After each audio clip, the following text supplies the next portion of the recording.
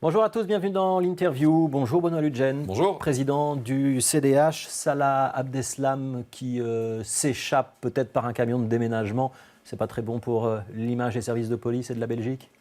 C'est pas bon pour l'image de la Belgique et surtout c'est très inquiétant pour l'ensemble de la population de savoir que la personne la plus recherchée en Belgique, comme ça, a pu échapper au service de police lors d'une perquisition qui n'a pas eu lieu, qui a eu lieu trop tardivement à 10h du matin, au lieu qui a eu lieu pendant la nuit.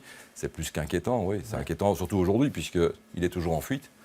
Ça, c'est une chose. Et en plus de cela, il y a le ridicule au-delà de l'inquiétude. Est-ce que c'est plausible qu'on n'ait pas pu mener une perquisition ou une interception de nuit parce qu'il fallait attendre un mandat de perquisition et qu'on ne pouvait pas l'avoir dans les délais, que c'était impossible de perquisitionner la nuit? Je suis très en colère par rapport à cela. Il faut arrêter de mentir. Il était possible d'intervenir en ce compris la nuit. Monsieur Abdeslam était recherché de par sa dangerosité. D'accord ? Il représentait donc un danger pour de l'ordre public, au niveau de l'ordre public, et donc on pouvait intervenir, bien sûr, en ce compris la nuit. Donc la loi le permettait? Ben bien sûr, je veux dire, il n'y a aucun doute là-dessus. Est-ce que vous croyez qu'on peut comme ça dire, ok, je vais aller assassiner 3 personnes, puis je vais rentrer chez moi, et je sais qu'il me reste quelques heures jusqu'à 5h du matin, le temps que la police arrive. Il faut arrêter de raconter n'importe quoi.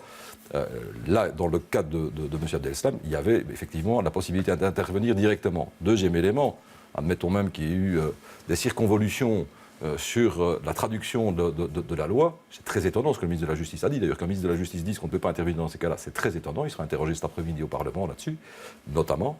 Mais à côté de cela, il fallait boucler au moins l'ensemble du quartier et faire en sorte de mettre les services suffisants pour qu'ils ne puissent pas quitter cette zone.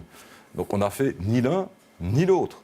Et M. Abdeslam est dans la nature encore aujourd'hui. Ouais. Bah, ça veut dire que Koen Geens, ministre de la Justice, donne des informations partielles ou partiales dans un but politique. C'est ça que vous êtes en train de nous dire pour faire avancer les projets de loi du gouvernement? M. Jan Bon et M. Geens ont choisi un plateau de TV en Flandre pour donner des bribes d'informations quant à l'enquête.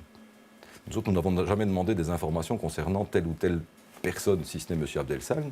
Nous avons dit une chose. La première, c'est de savoir les 80 personnes qui étaient fichées, quelles sont les instructions depuis le mois de juin de cette année, quelles sont les instructions qui ont été données par le ministre de l'Intérieur pour les suivre, quel type de filature, quel type de suivi de l'ensemble de ces personnes.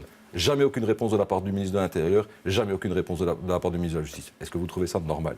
Deuxième élément, il traverse la frontière après avoir commis des attentats à Paris. Et on se rend compte que malheureusement, les renseignements ne sont pas parvenus à la France. On le contrôle, mais on le laisse passer. Pas de chance, de nouveau un quart d'heure et il nous échappe. Il arrive à Bruxelles, et là on nous dit maintenant qu'il est soit rentré dans un meuble, on ne sait pas très bien, mais en tout cas qu'on n'a pas osé intervenir pendant la nuit parce qu'on se posait des questions existentielles sur la réalité des perquisitions de nuit. On rigole. Ouais. Enfin, c'est inacceptable, évidemment. Et c'est inacceptable que des ministres en fonction aillent donner des bribes d'informations comme celle-là, n'en donnent aucune à la population belge globalement et aucune au Parlement. Les questions que je viens de vous poser, elles sont du bon sens. Moi, ce qui m'inquiète, il y a d'une part le passé, ça c'est une chose, mais c'est le présent et l'avenir. C'est de voir, par rapport à ces dysfonctionnements qu'on a pu constater, qui sont mis sur la place publique par M. Geens lui-même et par M. Jan Bon, quelles sont les réponses aujourd'hui en termes de sécurité? Donc on les interroge au Parlement cet après-midi. S'il s'avère que Koen Geens soit très mal interprété la législation, soit essayer de la détourner à des fins politiques, ça veut dire quoi? Qu'il doit faire un pas de côté? Écoutez, c'est M. Jan Bon et M. Geens, par rapport à des faits aussi graves, qui doivent prendre leurs responsabilités. Moi, je veux d'abord des explications en tant que telles, comme toute la population les attend, voir quelles sont les mesures qui sont prises aujourd'hui, chez nous, maintenant, pour sécuriser l'ensemble de la population. Je rappelle qu'on est en niveau 3 et qu'il y a des ministres qui vont comme ça raconter des histoires sur des plateaux télé. C'est pas sérieux, c'est pas à la hauteur de l'événement. Et c'est d'autant plus pas à la hauteur de l'événement que vous aurez constaté que l'opposition, ma formation politique notamment, on a déposé des propositions concrètes pour lutter contre le terrorisme dès avant les attentats de Paris, les premiers attentats de Charlie Hebdo, qu'on a été aux côtés du gouvernement dans une espèce d'unité nationale parce qu'on doit faire face au terrorisme et qu'on a le sens des responsabilités, le sens de l'État. Mais ici, on est dans une situation qui est inexplicable, qui nous laisse sans voix quelque part, qui laisse sans voix la population. Chacun doit en Donc tirer, il faudra tirer les conséquences. Chacun doit en tirer les conséquences, sachant que, par ailleurs, de toute façon, je veux dire, par rapport à cette responsabilité, elle est engagée et on souhaite surtout avoir un ministre de la Justice et un ministre de l'Intérieur qui sont dans l'action. Alors, il y a un plan du gouvernement avec 18 mesures. Il y a plusieurs de ces mesures. Il y a notamment la possibilité de perquisitionner la nuit de manière plus souple, d'avoir une garde à vue qui est étendue à 72 heures, plus de surveillance électronique, la fin des cartes téléphoniques prépayées de manière anonyme. Vous allez soutenir combien de ces 18 mesures ? La plupart de ces mesures, on a déposé nous-mêmes toute une série de propositions, comme je viens de vous l'indiquer, dès le début de l'année, avant les attentats de Charlie Hebdo, sur des éléments qui sont semblables à ce qui ont été déposés par le gouvernement. Le seul regret que je peux avoir, c'est que par rapport à certaines propositions qu'on avait déposées, qu'elles n'ont pas été prises à bras-le-corps par le gouvernement. Et que le gouvernement a joué un rôle majorité contre opposition. Par rapport à des actes aussi importants que la lutte contre le terrorisme, un enjeu aussi important, j'aurais préféré une autre attitude, ce qui aurait permis, concrètement, si on avait voté les lois du CDH, les propositions de loi, notamment dans l'échange d'informations et de coordination et de renseignements entre les différents pays, de pouvoir prendre M. Abdeslam dès la frontière, dès son passage à la frontière. Quand le gouvernement propose de faire porter un bracelet électronique à toutes les personnes fichées par l'OCAM, vous êtes d'accord ? Oui, alors, nous autres, ce qu'on a proposé, c'est que ce qu'on appelle les returnistes, les personnes qui reviennent de Syrie, puissent passer dans un SAS, quelque part. Un centre fermé, pour dire clair. Un centre fermé. Le gouvernement voudrait que ce soit une prison. Oui, un centre fermé ou une prison, que les gens, en tout cas, soient effectivement... C'est une proposition assez proche. Oui, assez proche. Est-ce que c'est vraiment la solution Et qu'on puisse voir, mais pour chaque cas, qu'on puisse savoir pour chaque cas et étudier pour chaque cas, quel est le niveau de dangerosité. Et donc de dire, OK, c'est la case prison ou c'est la case ou d'autres dispositions comme le bracelet. Je prends un exemple aussi très concret par rapport à cela, si vous me permettez. C'est de pouvoir quand même appréhender chaque personne et de dire à la population, ceux qui vont aujourd'hui en Syrie combattre. Aujourd'hui, on doit pouvoir apporter la preuve qu'ils ont combattu pour pouvoir les condamner. Ce que nous proposons, nous... C'est de les enfermer et après on vérifie... D'office, c'est que d'office, excepté les militaires, bien sûr, les organisations non gouvernementales ou les parlementaires qui vont en Syrie pour des raisons professionnelles ou les journalistes, tous les autres, s'il n'y a pas d'autorisation préalable avec un visa particulier, d'office, c'est la case prison. Donc on les considère comme des djihadistes a priori. Bien sûr. Ouais. Est-ce que c'est vraiment la solution de les mettre dans la case prison, comme vous dites, alors qu'on sait que justement la prison est un lieu de radicalisation et que si on met des gens qui ont déjà des tendances djihadistes ensemble, ils vont se radicaliser encore plus.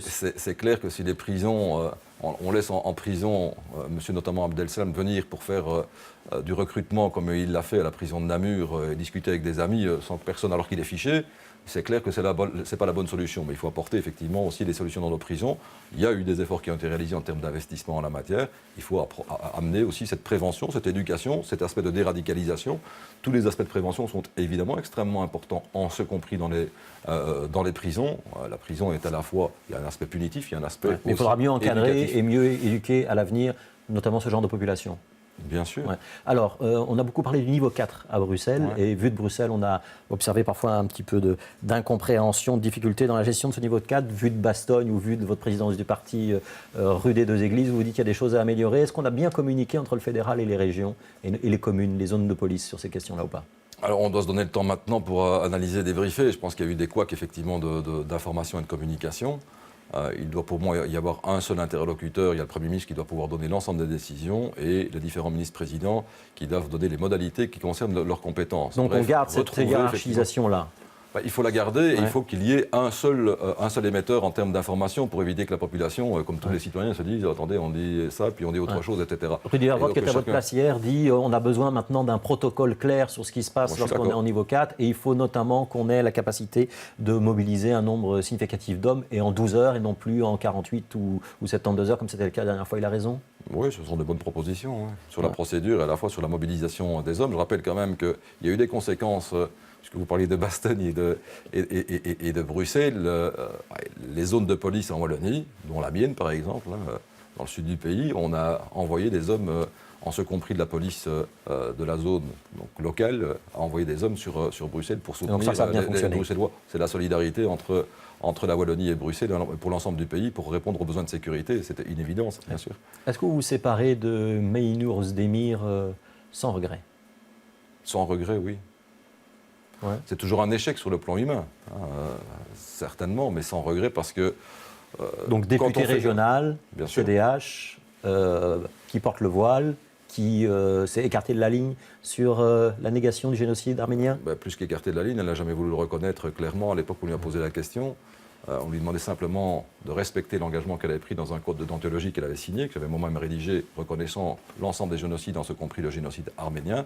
Elle n'a pas souhaité le faire lors de sa première audition. Elle a été reçue une deuxième fois il y a quelques semaines. C'est toujours un échec sur le plan humain, bien sûr, mais en même temps, vous savez, les convictions politiques et l'engagement politique, notamment les valeurs universelles de tolérance, de lutte contre le racisme, de reconnaissance des génocides, c'est fondamental pour un parti humaniste. Ça veut dire qu'il y a un problème de recrutement. Elle n'aurait pas dû avoir sa place dès le départ.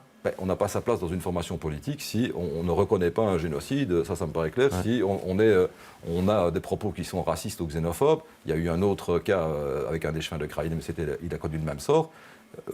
Je propose la question, ça veut dire qu'on n'a pas vérifié ces éléments-là dès le départ, au moment où elle a été en contact elle a signé un engagement avec le code de déontologie indiquant qu'il y avait la reconnaissance des génocides. Elle n'a pas respecté son engagement, donc elle n'a plus sa place chez nous. Je vais vous dire une chose, ça me paraît, un génocide, c'est quoi? Parce qu'on oublie parfois ce que c'est un génocide. C'est de vouloir exterminer chaque personne d'un peuple, jusqu'à la dernière personne, jusqu'au dernier enfant, pour exterminer de la planète, de l'humanité. C'est au cœur de notre projet politique, la défense de l'humanisme. Si on n'est pas capable, M. Grosfilet, dans une formation politique, de respecter ce type d'engagement, on n'y a clairement pas sa place. Quel que soit le coût électoral. Le problème, c'est que l'opinion ne veut pas employer ce terme de génocide. Ce n'est pas le cas de toute la communauté turque, et il ne faut pas confondre l'ensemble de la communauté turque, et on doit pouvoir aussi évoluer. Quand on a des responsabilités politiques, quelle que soit son origine, on fait passer ses valeurs avant toute autre chose. Quand on a des responsabilités politiques et qu'on est belge, c'est d'abord les valeurs belges qu'on doit imposer et qu'on doit s'imposer à soi-même et qu'on doit défendre avec force et pas du bout des lèvres ou dans l'ambiguïté. L'humanisme, ça réclame autre chose que de l'ambiguïté, ça réclame la clarté, la force de conviction, l'expression de la force de conviction, des éléments de tolérance, de lutte contre le racisme. Ça vous fait une députée régionale en moins, c'est pas grave. Ça vous fait quelques électeurs probablement également en moins, et le danger, c'est que ces gens qui ont des réflexes identitaires très forts fassent une liste distincte et ne s'intègrent de moins en moins. C'est pas très grave? J'ai pas dit que c'était pas grave, mais je ne vais pas brader mes convictions et brader les convictions de ma formation politique en me disant attention, il faut quand même essayer de composer par rapport aux valeurs, il faut quand même reculer par rapport à nos valeurs. Non. Le socle des valeurs, il doit s'imposer à tout le monde, quelle que soit sa croyance ou sa non-croyance, quelle que soit sa religion ou sa non-religion, quelle que soit sa couleur de peau. Tout le monde est bienvenu au CDH, c'est un centre de rassemblement, mais où le socle des valeurs s'impose à tout le monde, quelle que soit son origine. Alors, le président de parti que vous êtes essaye de relancer ses députés sur le terrain en les nommant ambassadeurs pour faire la promotion de l'alternative. Ça veut dire quoi? C'est-à-dire qu'ils n'étaient pas assez sous le terrain? Pas assez à l'écoute? Non, on lance une opération qui est une opération qui doit se voir aussi dans l'aspect prospectif d'une formation politique. Un parti politique, c'est la gestion au quotidien, c'est réagir à l'actualité, c'est déposer des propositions de loi, des propositions de décret, mais c'est aussi pouvoir envisager la société dans 15 ans, dans 20 ans, d'être le plus prospectif possible. Et donc c'est important que chaque parlementaire ait une thématique et se spécialise. Donc on les spécialise, on leur met une casquette, je suis le spécialiste économie, je suis le spécialiste éducation. C'est plus qu'une casquette, on ne va pas mettre des étiquettes sur la tête des gens simplement, c'est qu'ils portent cette passion. Il faut être passionné en politique. À deux, par exemple, il y aura Benoît Serex pour les Bruxellois sur l'économie, Sophia Benami, Keshvin Anderlecht sur le Vivre Ensemble, par exemple. Christophe de Beukelaar de l'éducation. C'est quoi leur rôle? C'est de faire remonter l'information jusqu'à vous? C'est d'organiser l'ensemble du travail avec les parlementaires et aussi les non-parlementaires, l'ensemble des citoyens, lors de forums, de débats, pour faire en sorte de présenter une alternative. Une alternative face à quoi? Une gauche qui est de plus en plus conservatrice et archaïque et une droite qui est extrêmement brutale. Il y a un espace pour l'humanisme, pour le centre, pour des gens qui veulent voir quelque part comment, dans les propositions politiques, comment améliorer le lien humain, comment apporter de la qualité de vie. Et donc ces ambassadeurs, ils essaient de trouver des idées qui vont dans ce sens-là. Mais pas n'importe quelles idées. C'est des idées qui viennent renforcer quelque part le projet humaniste. C'est ça le plus important. Et donc les idées seront quelque part validées en fonction du respect que ça apporte dans la population, de l'audace, de la créativité, mais aussi du partage, parce que c'est une valeur très importante à nos yeux. La Fédération Wallonie-Bruxelles, elle a raison de vouloir remettre un petit peu d'ordre dans les performances des écoles, s'en occuper?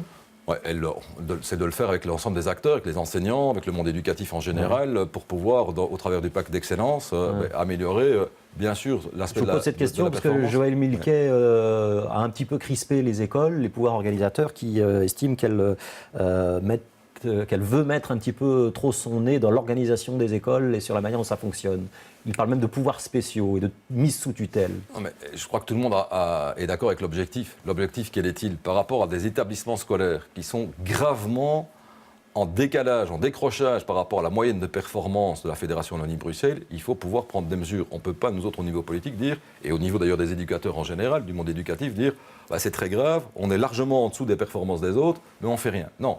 Mais on doit le faire tous ensemble, avec les directeurs d'écoles concernés, avec les pouvoirs organisateurs concernés, avec l'ensemble des éducateurs, pour pouvoir apporter un projet qui remobilise l'ensemble des acteurs dans une école et amène quelque part. Ouais, alors Joël Milquet parle de procédure d'accompagnement, mais les écoles ont bien compris procédure d'encadrement et que ça allait être très coercitif. Et donc, il y a un espace, Joël l'a annoncé, il y a un espace de discussion qui va avoir lieu maintenant d'ici pendant un bon mois, puisque alors il y avait un avis du Conseil d'État. Il va être à nouveau demandé avec 30 jours. On avait demandé l'urgence, le Conseil d'État a dit il n'y a pas raison de faire l'urgence. Et donc vous allez donner plus de temps au Conseil d'État pour étudier le texte. Les 30 jours pour que le Conseil d'État ait le temps de remettre un avis, et ces 30 jours, c'est les 30 jours aussi de l'apaisement d'une part, mais aussi de la discussion avec l'ensemble des pouvoirs organisateurs, l'ensemble des acteurs, mais l'objectif sera le même. Ouais, mais donc Joël Milquet est prié de patienter 30 jours et de reprendre langue avec les réseaux. Vous la connaissez un tout petit peu.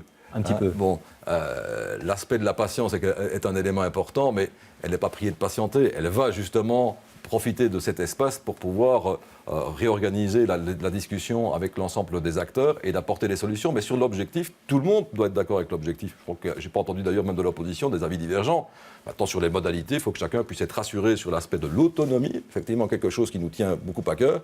Mais quand on donne de l'autonomie à quelqu'un, il faut aussi pouvoir apporter des résultats. Et s'il n'y a pas les résultats, d'avoir à ce moment-là une discussion, un contrat pour faire en sorte que tous ensemble, sans mettre les gens, qui que ce soit de côté, on puisse améliorer les performances, améliorer l'aspect pédagogique dans les écoles. C'est vraiment ça le sens de l'action de Joël et du CDH. Donc on va se donner les quelques semaines devant nous. Il y a une urgence toute relative. Le texte ne produira ses effets qu'à partir de septembre 2017. Ça laisse un tout petit peu de temps. Donc on laisse un peu de temps. Merci Benoît Lugel d'avoir été invité de l'interview. Merci pour votre dernière surtout. Et c'était la dernière effectivement que je présentais, parce que demain c'est Stéphanie Meyer qui présentera l'interview. Elle sera avec Willy Decourty qui préside ce soir son dernier conseil communal à Ixelles. À demain avec Stéphanie Meyer et moi je reviens samedi pour les experts.